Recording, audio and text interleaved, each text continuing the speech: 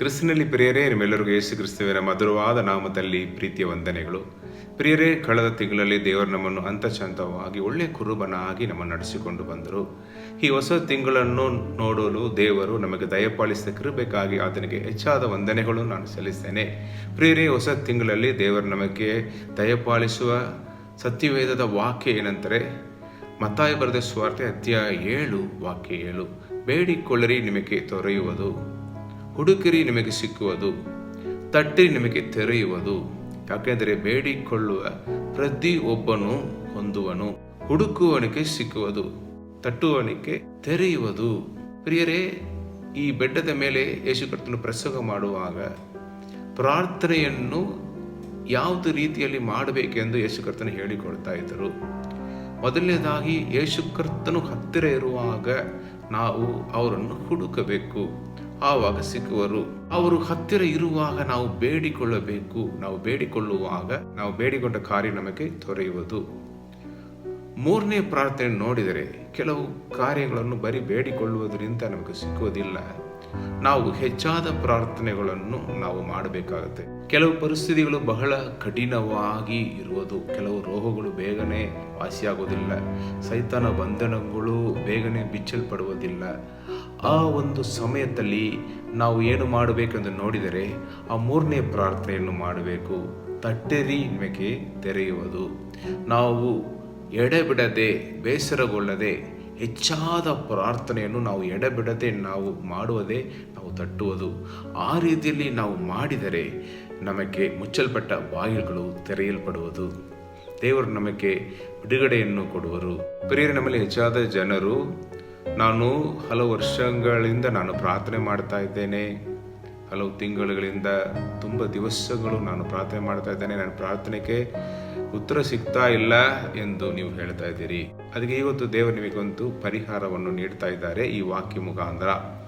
ಈ ವಾಕ್ಯಕ್ಕೆ ಆಧಾರವಾಗಿ ನಾವು ಮಾರ್ಕನು ಬರೆದ ಸುವಾರ್ತೆ ಅಧ್ಯಾಯ 10 ವಾಕ್ಯಗಳು 46ರಿಂದ 52 ನಾವು ಧ್ಯಾನಿಸುವಾಗ, ಅಲ್ಲಿ ಯೇಸು ಕರ್ತನು ತನ್ನ ಶಿಷ್ಯರೊಂದಿಗೆ, ಜನರೊಂದಿಗೆ ಹೆರಿಗೋ ಪಟ್ಟಣವನ್ನು ಬಿಟ್ಟು ಅವರು ಹೋಗುತ್ತಾ ಇರುವಾಗ, ದಾರಿ ಮಗ್ಲಲ್ಲಿ ಒಬ್ಬ ಕುರುಡ ಭಿಕ್ಷೆಕಾರನು, ಅವನ ಹೆಸರು ಬಾರ್ತಿಮೇಯು, ಅವನು ಅಲ್ಲಿ ಕೂತ್ಕೊಂಡು ಭಿಕ್ಷೆ ಬೇಡ್ತಾ ಇದ್ದನು.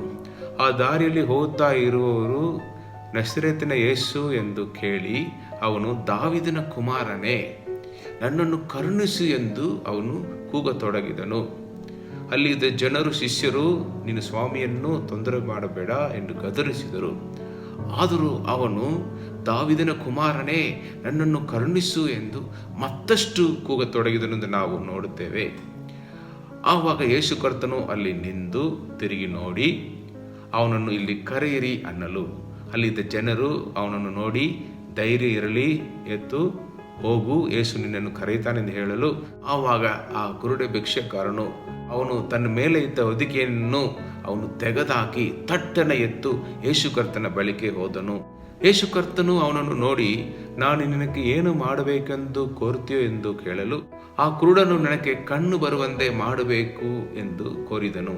ಯೇಸು ಅವನನ್ನು ನೋಡಿ, ಹೋಗು, ನಿನ್ನ ನಂಬಿಕೆಯೇ ನಿನ್ನನ್ನು ಸ್ವಸ್ಥ ಮಾಡಿಯದೆ ಎಂದು ಹೇಳಿದನು. ಕೂಡಲೇ ಅವನಿಗೆ ಕಣ್ಣು ಬಂದವು. ಅವನು ಆ ದಾರಿಯಲ್ಲಿ ಯೇಸುವಿನ ಹಿಂದೆ ಹೋದನೆಂದು ನಾವು ಆ ಸತ್ಯವೇದ ಭಾಗದಲ್ಲಿ ನೋಡ್ತೇವೆ. ಇಲ್ಲಿ ನೋಡಿದರೆ, ಅವನು ಭಿಕ್ಷೆ ತಗೊಳ್ಳೋ ಕಾರಣ ಅವನು ಕುರುಡನಾಗಿ ಇದ್ದದರಿಂದ ಆ ಕಾಲದಲ್ಲಿ ಜನರು ಅವನನ್ನು ತಿರಸ್ಕರಿಸಿದರು. ಅವನ ಕುಟುಂಬಕ್ಕೆ ಭಾರ ಎಂದು ಅವನು ಕರಕೊಂಡು ಹೋಗಿ ಈ ರೀತಿಯಲ್ಲಿ ದಾರಿಯ ಮಗ್ಲಲ್ಲಿ ಕುಳ್ಳಿರಿಸಿ, ಅವನು ಹೆಂಗೆಯಾದರೂ ಬದುಕಲಿ ಎಂದು ಬಿಟ್ಟುಬಿಟ್ಟು ಹೋಗಿಬಿಡ್ತಾರೆ. ಆದ್ದರಿಂದ ಅವನು ಭಿಕ್ಷೆಗಾರನಾದನು. ಬಾರ್ತಿಮೇಯು ನಂಬಿಕೆ ಇಲ್ಲದ, ನಿರೀಕ್ಷೆ ಇಲ್ಲದ ಒಂದು ಜೀವನ, ಕತ್ತಲೆಯಲ್ಲಿ, ಅಂಧಕಾರದಲ್ಲಿ, ಒಂದು ಭವಿಷ್ಯ ಬಗ್ಗೆ ಯೋಚನೆ ಮಾಡೋ ಕೂಡ ಆಗಲ್ಲ, ಆ ರೀತಿಯ ಒಂದು ಪರಿಸ್ಥಿತಿಯಲ್ಲಿ ಅವನು ಬದುಕಿದನು. ಈ ಒಂದು ಕತ್ತಲೆಯ ಪರಿಸ್ಥಿತಿಯಲ್ಲಿ, ಅಂಧಕಾರದಲ್ಲಿ ಬದುಕುತ್ತಾ ಇದ್ದ ಅವನ ಜೀವನದಲ್ಲಿ ಯೇಸು ಕರ್ತನು ಬೆಳಕಾಗಿ ಆ ದಾರಿಯಲ್ಲಿ ಬಂದರು. ಆ ದಾರಿಯಲ್ಲಿ ಬರುವಾಗ ಅವನಿಗೆ ಅಲ್ಲಿ ಇರುವ ಜನರು ಮಾತನಾಡ್ತಾ ಇದ್ದ ಎಲ್ಲ ಕಾರ್ಯಗಳಿಂದ ಯೇಸು ಕರ್ತನೇ ಈ ಲೋಕದ ರಕ್ಷಕನಾಗಿ ಇಳಿದು ಬಂದಿರುವ ಮೆಸ್ಸಿಯ ಎಂದು ಅವನು ತಿಳ್ಕೊಂಡನು. ಈ ಮೆಸ್ಸಿಯನ ಬಗ್ಗೆ ಹಳೆಯ ನಿಯಮದಲ್ಲಿ ಬರೆಯಲ್ಪಟ್ಟಿರುವ ಆ ಎಲ್ಲ ವಾಕ್ಯಗಳ ತಿಳುವಳಿಕೆ ಕೂಡ ಅವನು ಹೊಂದಿದವನಾಗಿ ಇದ್ದಿರಬೇಕಿತ್ತು. ಯಾಕೆಂದರೆ ಈ ಮೆಸ್ಸಿಯನೇ ನಮಗೆ ಬಿಡುಗಡೆಯನ್ನು ಕೊಡುವುದಕ್ಕಾಗಿ ಬಂದಿರುವ ಈ ಲೋಕದ ರಕ್ಷಕನು ಎಂದು ತಿಳುವಳಿಕೆ ಬಂದದರಿಂದ ಅವನು ಯೇಸುವನ್ನು ಕರೆಯುವಾಗ ದಾವೀದನ ಕುಮಾರನೇ, ನನ್ನ ಅರಸನೇ, ನನ್ನ ಒಡೆಯನೇ ಎಂದು ಕರೆಯುತ್ತಾನೆ. ಆ ಒಂದು ಹೆಸರಲ್ಲಿಯೇ ನಾವು ನೋಡಬಹುದು ಅವನು ದೇವರ ಮೇಲೆ ಎಷ್ಟು ನಂಬಿಕೆ ಇಟ್ಟು ಕರೆಯುತ್ತಾನೆ ಎಂದು. ಅವನು ಯೇಸು ಕರ್ತನನ್ನು ಕರೆಯುವಾಗ ಎಷ್ಟು ತಡೆಗಳು ಬಂದಿತ್ತು ನೋಡಿರಿ. ಅಲ್ಲಿ ಇರುವ ಜನರೆಲ್ಲರೂ ಕೂಡ ಸ್ವಾಮಿಯನ್ನು ತೊಂದರೆ ಕೊಡಬೇಡ ಎಂದು ಗದರಿಸಿದರು. ಆದರೂ ಕೂಡ ಅವನು ಮತ್ತಷ್ಟು ಅವನು ಕೂಗಿಕೊಳ್ಳುತ್ತಾನೆ, ಈ ಪರಿಸ್ಥಿತಿ ನನ್ನನ್ನು ಬಿಟ್ಟು ಅಗಲಬೇಕು, ನಾನು ಈ ಅಂಧಕಾರವನ್ನು ಬಿಟ್ಟು ಕತ್ತಲೆಯನ್ನು ಬಿಟ್ಟು ನಾನು ಹೊರಗೆ ಬರಬೇಕು ಎಂದು ಒಂದೇ ಆಸೆಯಿಂದ ಬಿಡುಗಡೆಗಾಗಿ ಕಾಯುತ್ತಾ ಇದ್ದವನು ದೇವರ ದಾರಿಯಲ್ಲಿ ಹೋಗುತ್ತಾರೆ ಎಂದು ಕೇಳಿದ ತಕ್ಷಣವೇ ಅವನು ದೇವರ ಮೇಲೆ ನಂಬಿಕೆ ಇಟ್ಟು ಹೆಚ್ಚಾಗಿ ಅವನು ಕೂಗಿದನು. ಅವನನ್ನು ತಡೆದರೂ ಕೂಡ ಅದನ್ನು ಮೀರಿ ಅವನು ಕರೀತಾ ಇರುವುದನ್ನು ನಾವು ನೋಡ್ತೇವೆ. ತಟ್ಟಿ ನಿಮಗೆ ತೆರೆಯುವುದು ಎನ್ನುವ ವಾಕ್ಯ ಇಲ್ಲಿ ನೆರವೇರುವುದನ್ನು ನಾವು ನೋಡುತ್ತೇವೆ. ಈ ರೀತಿಯಲ್ಲಿ ಅವನು ಮತ್ತಷ್ಟು ಹೆಚ್ಚಾಗಿ ಕೂಗುವಾಗ ಯೇಸು ಕರ್ತನು ನಿಂದು ಅವನನ್ನು ನನ್ನ ಬಳಿಗೆ ಕರೆಯಿರಿ ಎಂದು ಅಲ್ಲಿದ್ದ ಜನರಿಗೆ ಅಪ್ಪಣೆ ಕೊಡಲು, ಆಮೇಲೆ ನೀವು ನಡೆದ ಸಂಗತಿಗಳನ್ನು ನೋಡಿದರೆ ಎಷ್ಟು ದೊಡ್ಡ ಅದ್ಭುತ. ಕುರುಡ ಭಿಕ್ಷೆಕಾರನಾಗಿ ಇದ್ದ ಅವನಿಗೆ ಯೇಸು ಕರ್ತನು ದೃಷ್ಟಿಯನ್ನು ಕೊಟ್ಟು ಅವನಿಗೆ ದೊಡ್ಡ ಒಂದು ಅಂಧಕಾರದಿಂದ ಬಿಡುಗಡೆಯನ್ನು ಕೊಡುತ್ತಾರೆ. ಎಷ್ಟು ವರ್ಷ ಈ ಅಂಧಕಾರದ ಜೀವನದಲ್ಲಿ ಕೂತಿದ್ದಾನೋ ಗೊತ್ತಿಲ್ಲ. ಒಂದೇ ಕ್ಷಣದಲ್ಲಿ ಯೇಸು ಕರ್ತನ ಬಳಿಗೆ ಬಂದು ಅವನು ಬೇಡಿಕೊಳ್ಳುವಾಗ ಅವನು ಸಾಮಾನ್ಯವಾಗಿ ಬೇಡಿಕೊಂಡಿಲ್ಲ, ಅವನು ತಟ್ಟಿದನು. ಅವನು ತಟ್ಟಿದಾಗ ಅವನಿಗಾಗಿ ದೇವರು ಬಾಗಿಲನ್ನು ತೆರೆದರು, ಅವನ ಕಣ್ಣುಗಳನ್ನು ತೆರೆದರು, ಅವನನ್ನು ನೋಡುವಂಗೆ ಮಾಡಿದರು. ಅವನು ಮೊದಲನೇದಾಗಿ ಲೋಕದ ರಕ್ಷಕನನ್ನು ಅವನು ನೋಡಿದನು. ದೊಡ್ಡ ಭಾಗ್ಯವಂತನು ಅವನ ಜೀವನದಲ್ಲಿ. ಅವನು ಧನ್ಯನು. ಅವನಿಗೆ ದೃಷ್ಟಿ ಬಂದಾಗ ಮೊದಲನೇದಾಗಿ ನೋಡಿದ್ದು ಯೇಸು ಕರ್ತನನ್ನು. ಅವನ ಜೀವನದ ಎಲ್ಲ ಕಷ್ಟ ಸಮಸ್ಯೆಗಳು ಆ ಸಮಯದಲ್ಲಿ ಅವನನ್ನು ಬಿಟ್ಟು ಅಗಲಿ ಹೋಯಿತು. ನೀವು ನೋಡಿರಿ ಅವನಿಗೆ ಎಷ್ಟೊಂದು ನಂಬಿಕೆ. ಅವನನ್ನು ಯೇಸು ಕರ್ತನು ಕರೆಯುವಾಗ ಕೆಟ್ಟ ವಾಸನೆ ಬರುವ ಆ ಹೊದಿಕೆಯನ್ನು ತೆಗೆದಾಕಿ ಬಿಟ್ಟು, ಅದು ಅವನಿಗೆ ದೇವರ ಮೇಲೆ ಇದ್ದ ನಂಬಿಕೆ, ಇನ್ನು ಮುಂದೆ ಇದು ನನಗೆ ಅವಶ್ಯಕತೆ ಇಲ್ಲ, ದೇವರು ನನಗೆ ಒಳ್ಳೆಯ ಜೀವವನ್ನು ಕೊಡುವರೆಂದು ನಂಬಿಕೆ ನಿರೀಕ್ಷೆಯಿಂದ ತೆಗೆದಾಕಿ ಬಿಟ್ಟು ಥಟ್ಟನೆ ಓಡಿ ಹೋಗ್ತಾನೆ. ಅವನ ಕ್ರಿಯೆಗಳಲ್ಲಿ ದೇವರನ್ನು ನಂಬುತ್ತಾನೆ. ಆ ರೀತಿಯಲ್ಲಿ ಅವನು ನಂಬಿದ ಕಾರಣ ಯೇಸು ಕರ್ತನು ಅವನ ನಂಬಿಕೆಯನ್ನು ನೋಡಿ ಅವನಿಗೆ ಅಲ್ಲಿಯೇ ಬಿಡುಗಡೆಯನ್ನು ಕೊಟ್ಟು ಅವನಿಗೆ ಆಶೀರ್ವಾದಕರವಾದ ಒಂದು ಜೀವನವನ್ನು ದೇವರು ನೀಡಿದರು. ದೊಡ್ಡ ಒಂದು ಬಿಡುಗಡೆ. ಅವನು ಇನ್ನು ಮುಂದೆ ಸಮಾಜದಲ್ಲಿ ತಲೆ ಎತ್ತಿ ನಡೆಯಬಹುದು, ಕುಟುಂಬದಲ್ಲಿ ಇರುವ ಜನರ ಜೊತೆಗೆ ಬದುಕಬಹುದು. ಇನ್ನು ಮುಂದೆ ಅವನು ಭಿಕ್ಷೆ ತಗೊಳ್ಳೋದಕ್ಕೆ ಅವಶ್ಯಕತೆ ಇಲ್ಲ. ಅವನೇ ಕೆಲಸ ಮಾಡಿ ಸಂಪಾದಿಸಿ ಚೆನ್ನಾಗಿ ಒಂದು ಒಳ್ಳೆಯ ಜೀವನವನ್ನು ಜೀವಿಸಬಹುದು. ಈ ರೀತಿಯಲ್ಲಿ ದೇವರು ಅವನ ಜೀವನದಲ್ಲಿ ದೊಡ್ಡ ಅದ್ಭುತವನ್ನು ಮಾಡಿದರು. ಆದ್ದರಿಂದ ನೀವು ನೋಡಿದರೆ ಯೇಸು ಕರ್ತನು ಅವನಿಗೆ ಅದ್ಭುತ ಮಾಡಿದ ತಕ್ಷಣ ಅವನು ಯೇಸು ಕರ್ತನನ್ನು ಹಿಂಬಾಲಿಸುವನಾಗಿ ಬದಲಾದನು. ಪ್ರಿಯರೇ, ಆದ್ದರಿಂದ ನೀವು ಕೂಡ ನಂಬಿಕೆ ಇಲ್ಲದ, ನಿರೀಕ್ಷೆ ಇಲ್ಲದ ಪರಿಸ್ಥಿತಿಗಳಲ್ಲಿ ನೀವು ಬದುಕುತ್ತಾ ಇರಬಹುದು. ನಿಮ್ಮ ಕೆಲಸದ ಕಾರ್ಯಗಳು, ಕುಟುಂಬದ ಕಾರ್ಯಗಳು, ಮಕ್ಕಳ ಭವಿಷ್ಯ, ಮದುವೆಯ ಕಾರ್ಯಗಳು, ಮಗುಕ್ಕಾಗಿ ನೀವು ಮಾಡ್ತಾ ಇರುವ ಪ್ರಾರ್ಥನೆ, ರೋಗದಿಂದ ತುಂಬ ವರ್ಷಗಳಿಂದ ನಿಮಗೆ ಬಿಡುಗಡೆ ಇಲ್ಲ, ಸೈತಾನ ಕಾಟದಿಂದ ಬಿಡುಗಡೆ ಇಲ್ಲ, ಸಾಲ ಸಮಸ್ಯೆಯಿಂದ ಬಿಡುಗಡೆ ಇಲ್ಲ, ಈ ರೀತಿ ಎಷ್ಟೋ ಹಲವಾರು ಸಮಸ್ಯೆಗಳು, ಕೆಲಸ ಇಲ್ಲ, ನೆಮ್ಮದಿ ಇಲ್ಲ, ಸಮಾಧಾನ ಇಲ್ಲ, ಕುಟುಂಬದಲ್ಲಿ ಯಾವಾಗಲೂ ಜಗಳ, ಯಾವಾಗ ಈ ಕಷ್ಟ ಸಮಸ್ಯೆಗಳು ನನ್ನನ್ನು ಬಿಟ್ಟು ಅಗಲಿ ಹೋಗುತ್ತದೆ ಎಂದು ಒಂದು ವೇಳೆ ನೀವು ಕೊರಗುತ್ತಾ ನೋವಲ್ಲಿ, ಕಷ್ಟದಲ್ಲಿ ಇರಬಹುದು. ಪ್ರಿಯರೇ, ನಿಮ್ಮ ಜೀವನದಲ್ಲಿ ಕೂಡ ಈ ರೀತಿಯ ತಡೆಗಳು ಬರಬಹುದು. ಜನರು ಹೇಳುವರು, ನೀನು ಪ್ರಾರ್ಥನೆ ಮಾಡಿ ಏನು ಪ್ರಯೋಜನ, ಇಷ್ಟು ದಿವಸಗಳು ನಿನ್ನ ಸಭೆಗೆ ಹೋಗಿ ಪ್ರಾರ್ಥನೆ ಮಾಡ್ತಾ ಇದ್ದೀಯಾ, ಏನು ಬದಲಾಗುತ್ತಾ ಇಲ್ಲ ಎಂದು ಹೇಳುವರು. ನಿಮಗೆ ನಂಬಿಕೆಯಾಗಿ, ನಿರೀಕ್ಷೆಯಾಗಿ ಇರುವರು ಒಬ್ಬರೇ, ಅವರು ಯೇಸು ಕರ್ತನು.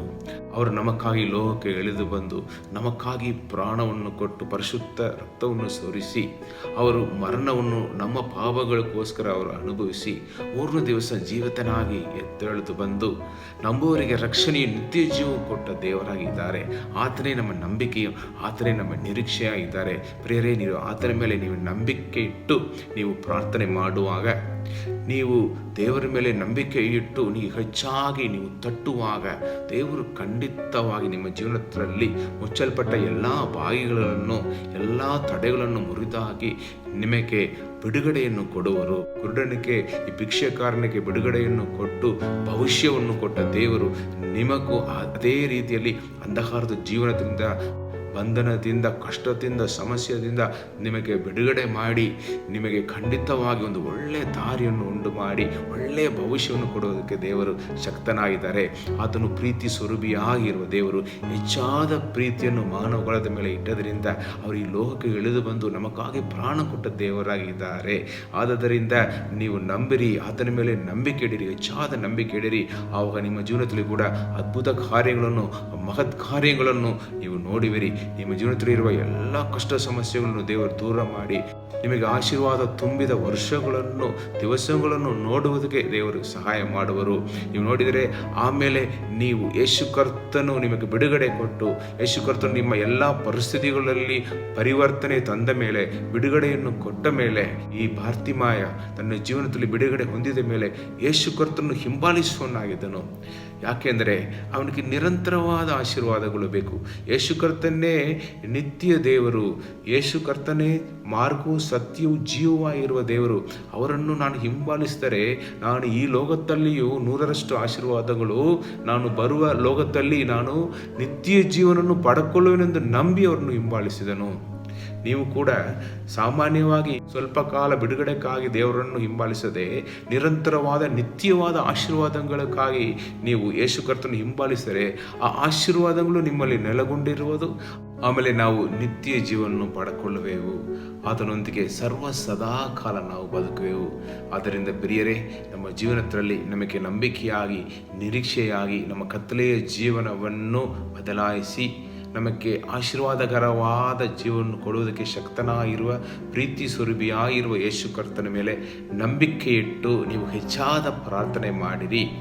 ಆ ರೀತಿಯಲ್ಲಿ ನೀವು ನಂಬಿಕೆ ಇಟ್ಟು ನೀವು ಪ್ರಾರ್ಥನೆ ಮಾಡುವಾಗ, ನೀವು ತಟ್ಟುವಾಗ ನಿಮಗಾಗಿ ಮುಚ್ಚಲ್ಪಟ್ಟ ಬಾಗಿಲುಗಳನ್ನು ದೇವರು ತೆರೆದು ಆಶೀರ್ವಾದಕರವಾದ ಸಮೃದ್ಧಿಯಾದ ದಿವಸಗಳನ್ನು ನೋಡುವಂಗೆ ದೇವರು ಸಹಾಯ ಮಾಡುವರು. ನಂಬಿಕೆ ಇಡಿರಿ, ಹೆಚ್ಚಾದ ಪ್ರಾರ್ಥನೆ ಮಾಡಿರಿ. ದೊಡ್ಡ ಮಹತ್ ಕಾರ್ಯಗಳನ್ನು ದೇವರು ನಿಮ್ಮ ಜೀವನದಲ್ಲಿ ಮಾಡಿ ನಿಮ್ಮನ್ನು ಹೆಚ್ಚಾಗಿ ಆಶೀರ್ವದಿಸಿ ನಿಮ್ಮೆಲ್ಲರನ್ನು ಕುಟುಂಬದ ಮಧ್ಯದಲ್ಲಿಯೂ ಸಮಾಜದಲ್ಲಿಯೂ ದೇವರು ಸಾಕ್ಷಿಯಾಗಿ ನಿಲ್ಲಿಸುವರು. ಈ ವಾಕ್ಯಗಳ ಮುಖಾಂತರ ದೇವರು ನಿಮ್ಮನ್ನು ಹೆಚ್ಚಾಗಿ ಆಶೀರ್ವದಿಸಲಿ. ಬನ್ನಿರಿ, ನಾವು ಪ್ರಾರ್ಥಿಸೋಣ. ಪರಿಶುದ್ಧ ತಂದೆಯೇ, ಒಳ್ಳೆಯ ದೇವರೇ, ಈ ಒಳ್ಳೆಯ ಸಮಯಕ್ಕಾಗಿ ನಿಮಗೆ ಹೆಚ್ಚಾದ ವಂದನೆಗಳು ನಾವು ಸಲ್ಲಿಸ್ತೇವೆ.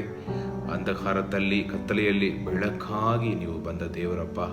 ಅಪ್ಪ, ಭಾರತೀಮಯ ಜೀವನದಲ್ಲಿ ಎಷ್ಟು ದೊಡ್ಡ ಅದ್ಭುತವನ್ನು ಮಾಡಿ ಕುರುಡನಾಗಿ ಇದ್ದವನಿಗೆ ದೃಷ್ಟಿಯನ್ನು ಕೊಟ್ಟು ಭಿಕ್ಷೆಕಾರನಾಗಿ ಇದ್ದ ಆ ಅಂಧಕಾರದ ಜೀವನವನ್ನು ಬದಲಾಯಿಸಿ ಅವನನ್ನು ಒಳ್ಳೆಯ ದಿವಸಗಳನ್ನು ನೋಡುವಂಗೆ ಸಹಾಯ ಮಾಡಿದ ದೇವರೇ, ನಿಮಗೆ ಸ್ತೋತ್ರ. ಈ ಒಂದು ಸಮಯದಲ್ಲಿ ಕೂಡ ಯಾರೆಲ್ಲ ನಿಮ್ಮ ಮೇಲೆ ನಂಬಿಕೆ ಇಟ್ಟು ಅಪ್ಪ ತಟ್ಟೆರಿ ತೆರೆಯುವುದು ಆ ವಾಕ್ಯವನ್ನು ನಂಬಿ ಯಾರೆಲ್ಲ ಹೆಚ್ಚಾದ ಪ್ರಾರ್ಥನೆಯನ್ನು ಮಾಡುತ್ತಾ ಇದ್ದಾರೋ, ಕಣ್ಣೀರು ಹಾಕಿ ಪ್ರಾರ್ಥನೆ ಮಾಡುತ್ತಾ ಇದ್ದಾರೋ, ಅವರ ಜೀವನದಲ್ಲಿ ಇರುವ ಎಲ್ಲ ಕಷ್ಟ ಸಮಸ್ಯೆಗಳನ್ನು, ಎಲ್ಲ ಸಾಲ ಸಮಸ್ಯೆಗಳನ್ನು, ಅಪ್ಪ ನಷ್ಟಗಳನ್ನು ನೀವು ದೂರ ಮಾಡಿ, ಅವರ ರೋಗವನ್ನು ವಾಸಿ ಮಾಡಿ ತಂದೆಯೇ, ಅವರ ಅಗತ್ಯತೆಗಳೆಲ್ಲವನ್ನು ನೀವು ನೆರವೇರಿಸಿ ಪಿಶಾಚಿನ ಕಾಟದಿಂದ ನೀವು ಬಿಡುಗಡೆಯನ್ನು ಕೊಟ್ಟು ಅವರಿಗೆ ಸಿಕ್ಕಬೇಕಾಗಿರುವ ಎಲ್ಲ ಆಶೀರ್ವಾದಗಳು, ಮದುವೆಗೆ ತಡೆಯಾಗಿರುವ ಕಾರ್ಯಗಳು ಎಲ್ಲವನ್ನು ತೆಗೆದುಹಾಕಿ ಅವರಿಗೆ ಒಳ್ಳೆಯ ಮದುವೆಯನ್ನು ನಡೆಯುವಂಗೆ ನೀವು ಸಹಾಯ ಮಾಡಿರಿ. ಮಗುಕ್ಕಾಗಿ ಪ್ರಾರ್ಥನೆ ಮಾಡುವವರಿಗೆ ನೀವು ಮಗುವನ್ನು ಕೊಟ್ಟು ನೀವು ಆಶೀರ್ವದಿಸಿರಿ. ಅಬ್ರಹಾಮಿನ ದೇವರೇ ಅಪ್ಪ, ಕೆಲಸ ಇಲ್ಲದವರೆಗೆ ನೀವು ಒಳ್ಳೆಯ ಕೆಲಸವನ್ನು ನಿಮ್ಮ ಚಿತ್ತ ಪ್ರಕಾರ ನೀವು ಕೊಡಿರಿ ತಂದೆಯೇ. ಅದೇ ರೀತಿಯಲ್ಲಿ ಹಲ್ಲೆಲೂಯಾ, ಜ್ಞಾನ ಬುದ್ಧಿ ಕೊರತೆ ಉಳ್ಳವರಿಗೆ ಹೆಚ್ಚಾದ ಜ್ಞಾನ ಬುದ್ಧಿ ತಿಳುವಳಿಕೆಯನ್ನು ಕೊಟ್ಟು ಚೆನ್ನಾಗಿ ಓದಿ ಒಳ್ಳೆಯ ಮಾರ್ಕ್ಸ್ ತಗೊಳ್ಳೋದಕ್ಕೆ ನೀವು ಸಹಾಯ ಮಾಡಿರಿ. ಮನೆಯಲ್ಲಿ ಸಮಾಧಾನ ಕೊರತೆಗಳು, ಜಗಳಗಳು ಎಲ್ಲವನ್ನು ದೂರ ಮಾಡಿ ನಿಮ್ಮ ಪ್ರೀತಿಯಿಂದ ಮನೆಗಳನ್ನು ತುಂಬಿಸಬೇಕೆಂದು ನಾನು ಪ್ರಾರ್ಥಿಸ್ತೇನೆ, ವಿನಂತಿಸ್ತೇನೆ. ಯಾವರದಲ್ಲಿ ನಷ್ಟವನ್ನು ಅನುಭವಿಸುವವರು ಲಾಭಕರವಾದ ಸಮೃದ್ಧಿಯಾದ ದಿವಸಗಳನ್ನು ನೋಡುವಂಗೆ ಒಂದು ಬದಲಾವಣೆಯನ್ನು ನೀವು ಕೊಡಬೇಕೆಂದು ನಾನು ಪ್ರಾರ್ಥಿಸ್ತೇನೆ ತಂದೆಯೇ. ಪಾಪದಲ್ಲಿ ಸಿಲುಕಿ ಅಪ್ಪ ಕಷ್ಟಪಡ್ತಾ ಇರುವ, ಹೆಂಗ್ಯಾವ್ದು ಜಯಿಸಬೇಕೆಂದು ಬೇಡಿಕೊಳ್ಳುವ ಪ್ರತಿಯೊಬ್ಬರಿಗೂ ನೀವು ಬಿಡುಗಡೆಯನ್ನು ಕೊಟ್ಟು ಅಪ್ಪ ಹಲ್ಲೆಲೂಯಾ, ಎಲ್ಲರಿಗೂ ಆಶೀರ್ವಾದವನ್ನು ಕೊಟ್ಟು ಹೆಚ್ಚಾಗಿ ಸಾಕ್ಷಿಯಾಗಿ ನೀವು ನಿಲ್ಲಿಸಬೇಕೆಂದು ನಾನು ಪ್ರಾರ್ಥಿಸ್ತೇನೆ, ವಿನಂತಿಸ್ತೇನೆ. ಅವ್ರ ಜೀವನದಲ್ಲಿ ದೊಡ್ಡ ಮಹತ್ ಕಾರ್ಯಗಳು, ಅದ್ಭುತಗಳನ್ನು ನೀವು ಮಾಡಿರಿ. ಇವಾಗ ಮಾಡೋಕ್ಕೆ ಶಕ್ತನಾಗಿರೋದಕ್ಕಾಗಿ ಸ್ತೋತ್ರ. ಯೇಸುವಿನ ನಾಮದಲ್ಲಿ ಬೇಡಿ ಹೊಂದಿಕೊಳ್ಳುತ್ತೇವೆ ಪ್ರೀತಿಯ ತಂದೆಯೇ.